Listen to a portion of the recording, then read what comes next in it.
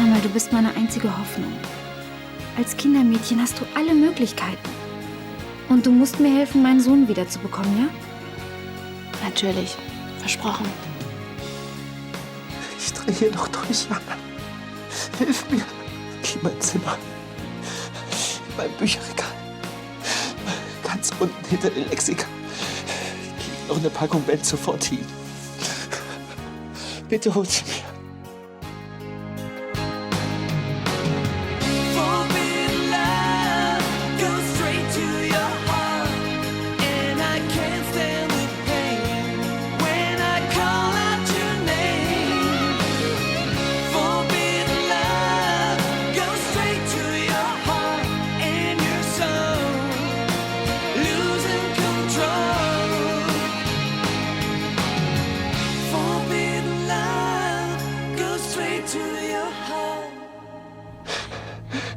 Aber die Tabletten, Wo sind sie?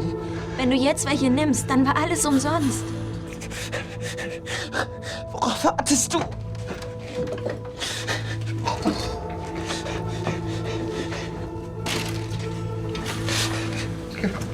Leonard, du schaffst das.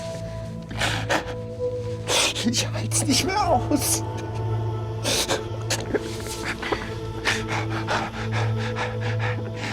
Soll ich dich in eine Klinik bringen? Nein, bist du wahnsinnig? Wenn die erfahren, dass ich Arzt bin, dann verliere ich meine Zulassung.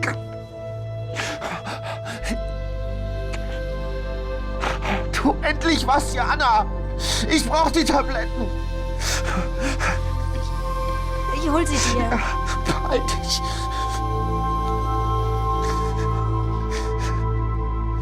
Und deshalb darf ich Sie darauf aufmerksam machen, dass Sie als neuer Eigentümer und Vermieter die Miete nicht einfach erhöhen können. Und der junge Herr Jurist wird uns auch sicherlich gleich sagen, warum.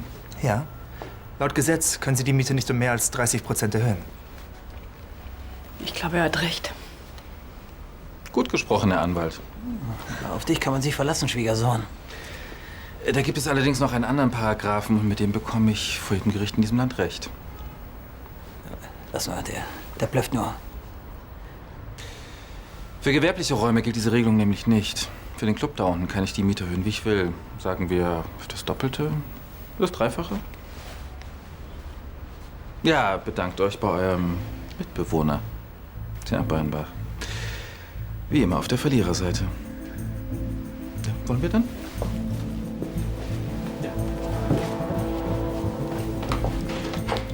Wieso konnten Sie nicht einmal die Klappe halten? Ach Mensch, Coco, das war doch keine Absicht. Das bringt doch jetzt alles nichts. Aber hätte er den Kerl nicht blöd von der Seite angemacht? Hey, mein Vater trifft keine Schuld, okay? Ansgar hasst ihn einfach. Wir hatten ihn aber schon um den Finger gewickelt. Aber nein, dein Vater muss alles kaputt machen. Ja, wie auch immer. Wenn uns nicht bald was einfällt, dann sind wir hier ganz schnell raus.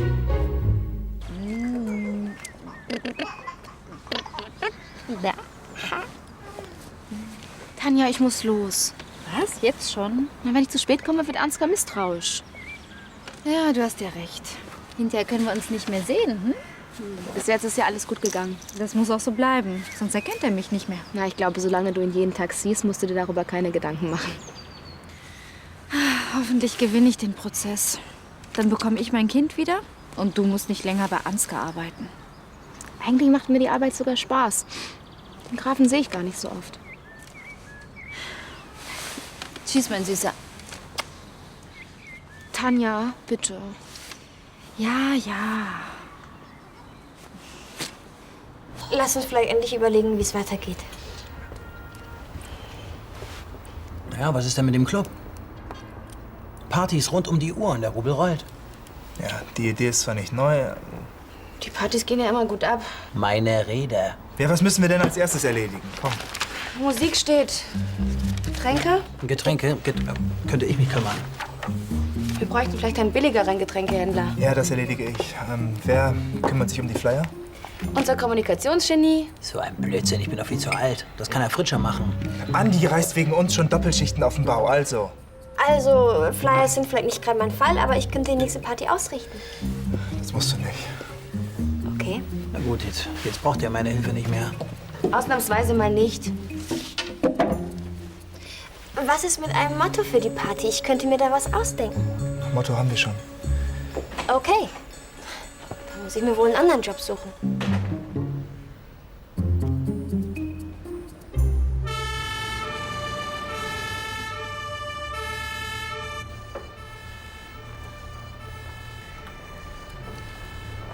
Was suchen Sie denn? Die Akte Michael Schlösser. Die ist rechts. Da habe ich sie zumindest das letzte Mal gesehen. Okay.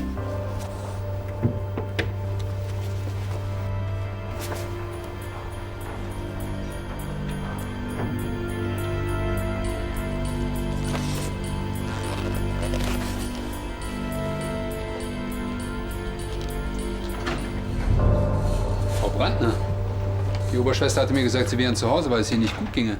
Ach, das ist nur die Nervosität. Ich muss noch lernen. Deswegen muss ich auch was nachschlagen. Ich habe doch bald Prüfungen. Sie legen vielleicht einen Eifer an den Tag. Alle Achtung. Welches Buch haben Sie denn? Da haben Sie sich ja was vorgenommen.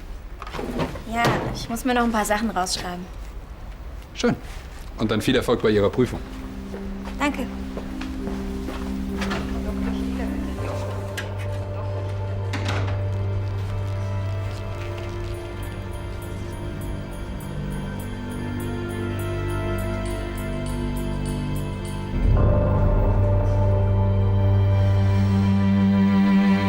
Gleich haben wir es geschafft.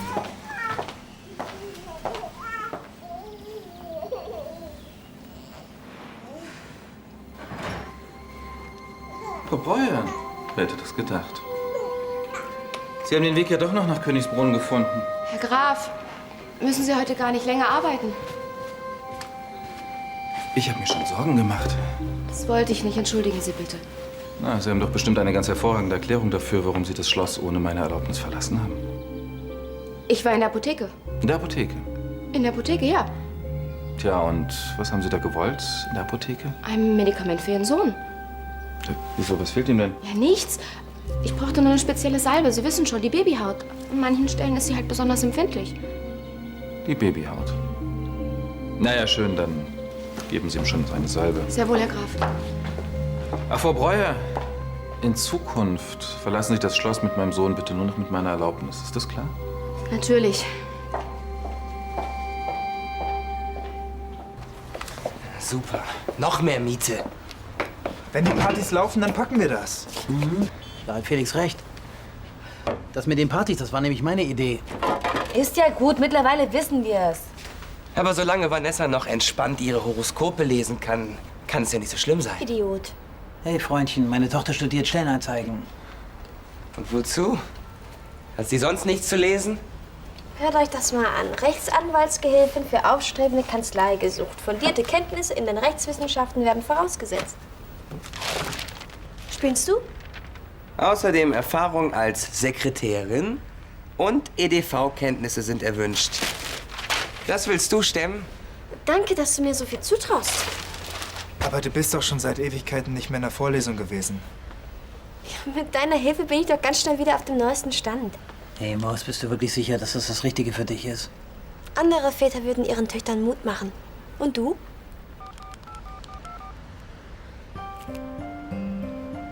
Vanessa von Beinbach, mein Name. Ich rufe aufgrund Ihrer Stellenanzeige an. Ja? Gerne. Okay, dann mache ich mich am besten gleich auf den Weg. Danke. Auf Wiederhören.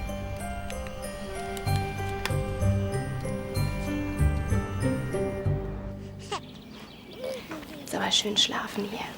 Spät. Augen zu.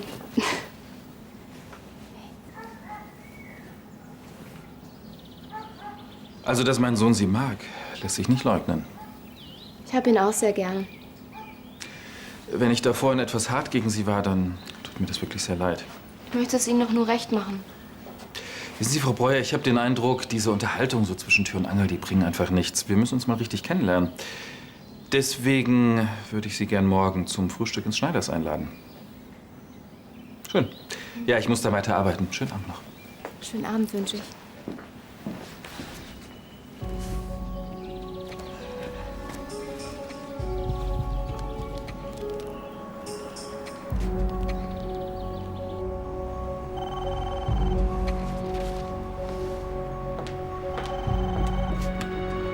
Hallo? Hallo, ich bin's, Maike. Was ist los? Du, ich glaube, wir treffen uns morgen besser nicht. Aber ich will meinen Sohn sehen. Was ist denn passiert? Als ich vorhin aufs Schloss zurückgekommen bin, hätte der Graf mich beinahe erwischt.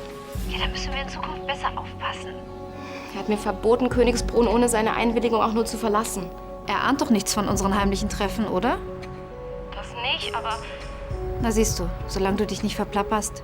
Er will morgen mit mir frühstücken gehen. In dieses Schneiders. Er will mich besser kennenlernen. Wenn er dich nur tagsüber kennenlernen will und außer Haus hast du doch gar nichts zu befürchten. Und was ist, wenn ich mich trotzdem verplappere? Du kennst mich doch. Maike, konzentrier dich. Er darf nicht erfahren, dass wir Schwestern sind. Ich glaube, das schaffe ich nicht. Ich glaube, ich sag ihm echt besser ab. Auf keinen Fall. Hörst du mich? Du gehst mit Ansgar frühstücken. Haben wir uns verstanden?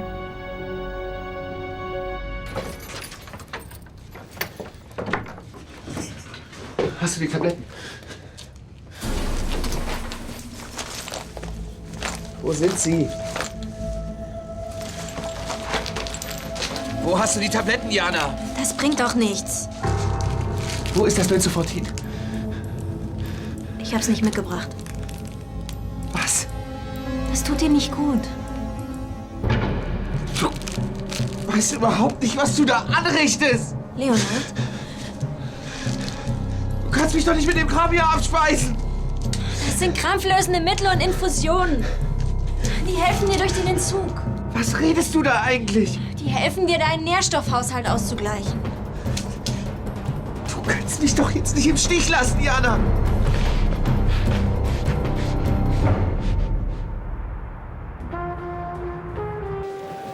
Vanessa von Weinbach. Wir hatten heute Nachmittag telefoniert. Dieter Borke, mein Name, von der Kanzlei Borke, Heller und Partner. Bitte setzen Sie sich. Danke. Hier, bitteschön. Mit wem trifft Vanessa sich da? Sie hat ein Vorstellungsgespräch. Drücken wir ihr die Daumen. Meinen Sie, sie bekommt den Job? Warum nicht? Bei Lars Schneider waren Sie im Seminar? Ja, er war damals einer der besten Dozenten. Dann kennen Sie sich aus im Wirtschafts- und Vertragsrecht. Alles, was Sie wollen. Und 10-Fingersystem kann ich auch. 10 Finger was? Maschine schreiben. Was eine GmbH ist, wissen Sie? Ja, mein Vater hat selber so eine Firma geleitet. Ja, dann sagen Sie mir bitte, was diese Abkürzung bedeutet. Also, Gesellschaft mit beschränkter Haltung. Mit beschränkter Haltung. Quatsch, beschränkte Haftung. Und könnten Sie mir vielleicht die Unterschiede zwischen Konkurs, Insolvenz und Gesamtvollstreckung erläutern? Angelo, ich glaube, Vanessa braucht unsere Hilfe. Ich fliege. Ehrlich gesagt, da müsste ich schon nachschlagen. Sie haben also Ihr Studium unterbrochen. Nach dem wievielten Semester eigentlich? Darf meine Chefin Sie auf ein Gläschen Champagner einladen? Das ist sehr nett von Ihrer Chefin, aber ich muss leider gleich los. Ich bin noch mit einer Bewerberin verabredet.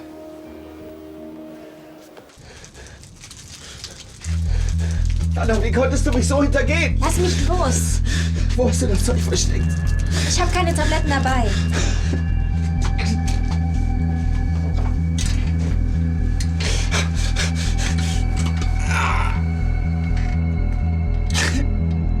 Komm schon her mit der Spritze.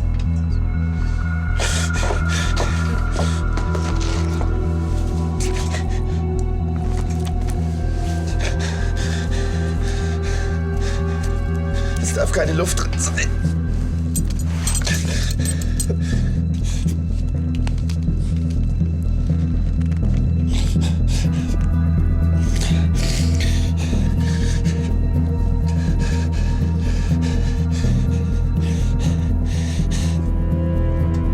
Ich habe sowas noch nicht so oft gemacht. Du musst die Vene treffen. Hier.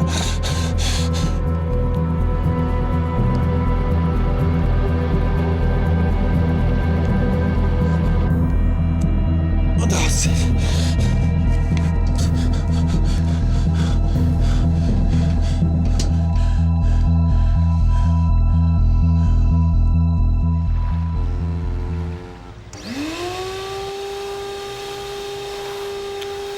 Was ist denn das für ein Lärm? Das ist ja nicht zum Aushalten. Ich werde mich gleich bei der Hotelleitung beschweren. Statt hier rumzumotzen, könnten Sie auch mal in die Gänge kommen. Die BG braucht jeden Cent. Oh, ich bin schon dabei. Ich gehe mit meinem neuen Freund spazieren. Ich dachte ja eher an etwas für die Haushaltskasse. Du kannst mich gerne dafür bezahlen, dass ich deinen Flohzirkus ausführe. Flohzirkus. Pepper ist viel sauberer als Sie.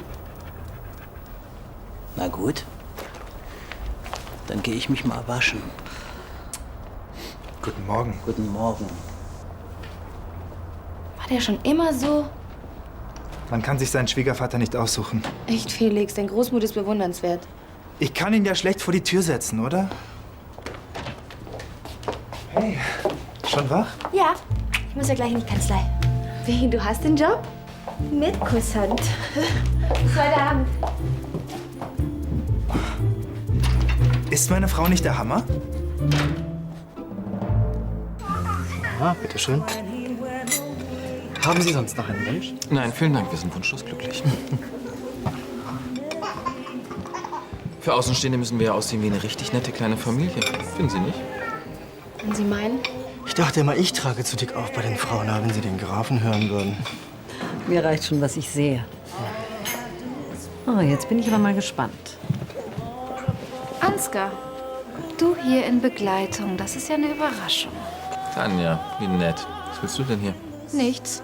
Ich wollte nur mal Hallo sagen. Na. Da du ja ohnehin schon mal hier bist, kann ich dir auch Maike Breuer vorstellen. Das neue Kindermädchen meines Sohnes. Mhm. Sehr erfreut. Das ist übrigens die Frau, deren Foto ich Ihnen letzte Woche gezeigt habe. Die Mutter des kleinen Johannes. Leibhaftig. Und somit die Person, von der Sie den Kleinen mit allen Mitteln fernhalten müssen. Ja, wenn Ansgar das so sagt, dann meint er das wohl auch so. Mein Sohn macht übrigens Fortschritte.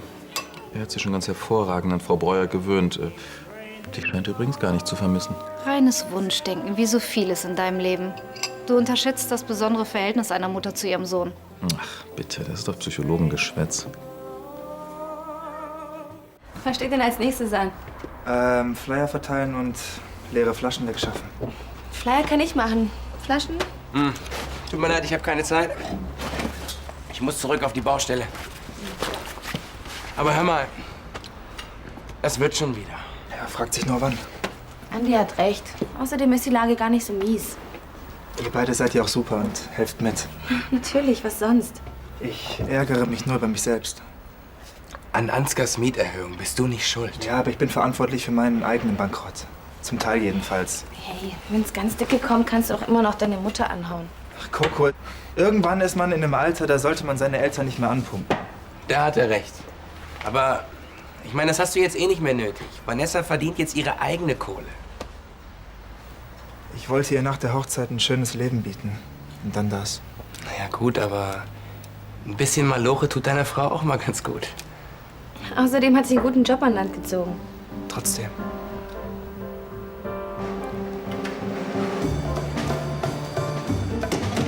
Vanessa. Na, wie ist denn die Stimmung bei euch in der WG? Ach, richte doch deinem Vater mal bitte ganz liebe Grüße von mir aus, ja? Eine Freundin von ihm? Um Gottes Willen. Die Tochter eines ehemaligen Verwandten. Ja, keine Sorge. Vom Verliererzweig der Familie. Hallo Vanessa, da sind Sie ja. Wenn Sie wollen, kann ich gleich anfangen. Gut. Angelo, Vanessa kennen Sie ja bereits. Sie wird uns ab jetzt ein bisschen unterstützen, also seien Sie bitte nett zu ihr. Ich bin immer nett zu hübschen Frauen.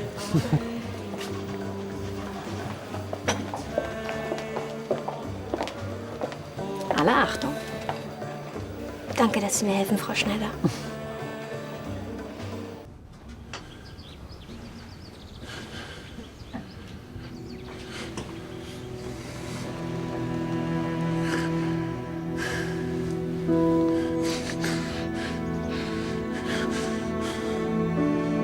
Ja, ich will.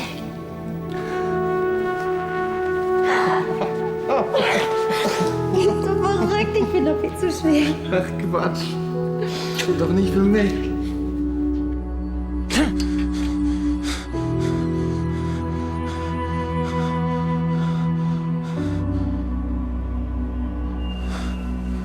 Cécile? Cécile? Leonard.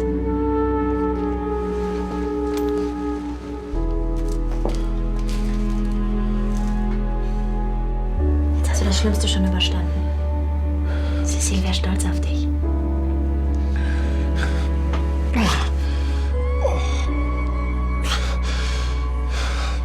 Den Rest schaffe ich auch noch.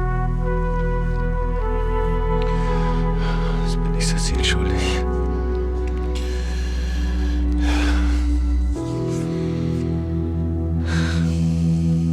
Vielen Dank.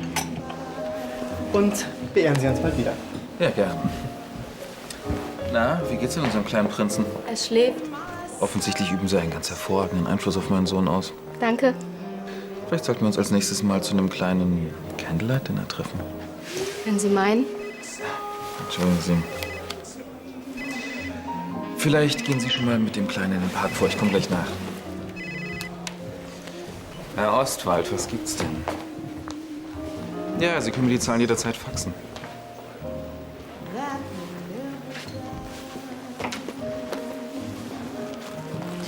Stimmt so, Angelo. Oh, vielen Dank.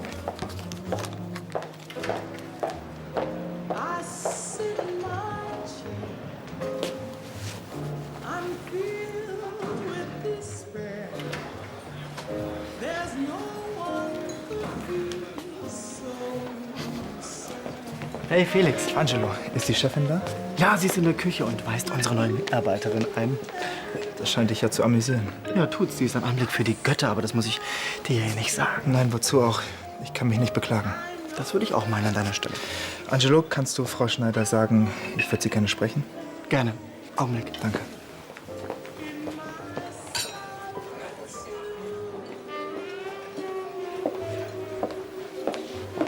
Hallo Felix, wie geht's? Hallo Frau Schneider, ganz gut. Ich wollte die nächste Rate für die Hochzeitsfeier bezahlen. Ach, aber das wäre doch nicht so eilig gewesen. Wenn Sie wollen, bezahlen Sie später. Nein, ich habe ungern Schulden. Naja, ich kann nun wirklich warten. Jemand wie Sie, der auf einen Schlag sein ganzes Vermögen verliert. Der muss auch sehen, dass er so schnell wie möglich wieder auf die Beine kommt. Eine gute Einstellung. Möchten Sie was trinken? Nein, danke, ich muss wieder los. Bis zum nächsten Mal. Ja, tschüss. Sieht schlimmer aus, als es ist. Entschuldigen Sie.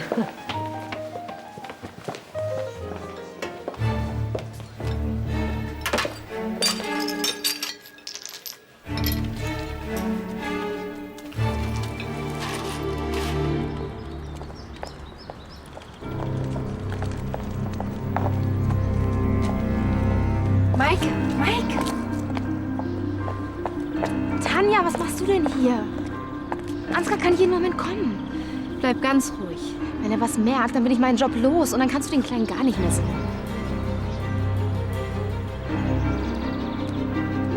Ich habe alles unter Kontrolle.